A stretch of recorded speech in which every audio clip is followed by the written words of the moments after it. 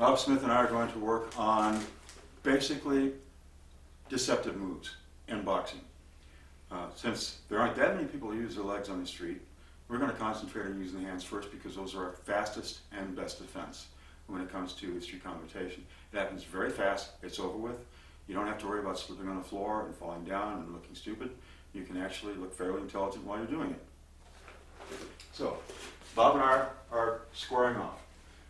Whatever he does, I have a choice. I can parry lightly, I can block hard, I can actually strike the forearms in the back of the hands. Okay? Now if he has his hands up here and I come in and snap those the backs of the hands there, he's going to think twice about trying to strike me again. All I have to do is keep banging the back of his hands as hard as I can with my knuckles until he can't hold a fist anymore, and that'll only take a few seconds. But what else can I do? If I'm in this position here and I really want to get to him and I can't get through his guard, I'm trying, but he's too fast. Can I deceive him by pulling his hand down and letting the rebound of his hand pull me into him for the back knuckle or the jab? Yes, I can. I think I just did. So anyway, the idea here is we're here, I step in, parry the hand out of the way. So if his hand is up here, it doesn't matter where his hand is. What matters is you're using a deceptive move. And this deceptive move is the sort of thing that opens the person up without them knowing you're doing it. And that's the important part. So we're in this position here. I step in and strike. Notice where his arm is. It actually pulls him into me. It makes it harder for him to hit me, easier for me to hit him. And that's the whole idea. So this is just one very simple step in terms of sparring. When you look at how a person fights, you see my position here? All I did was simply block. So now we're blocked. Now, if I waste time to do this, that's exactly what I'm doing, wasting time. Instead, I'm doing this.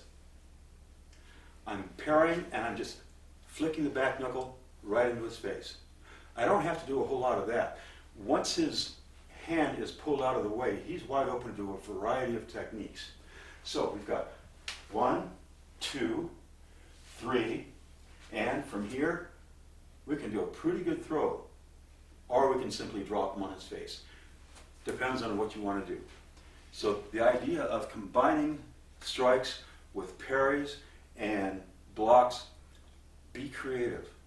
Use whatever you have at hand as your arsenal, because that's what's going to work. So anyway, just a short view on what we can do. In terms of our legs, there's a nice little, I call it a crow kick, but actually it's a very low crescent. And the idea behind this is, when we're facing the same direction here, like this, and I want to get in, what I'm going to do is I'm going to pick up the leg and I'm going to fling it, heel first, into the groin, by snapping the hips around. So I come in and wham!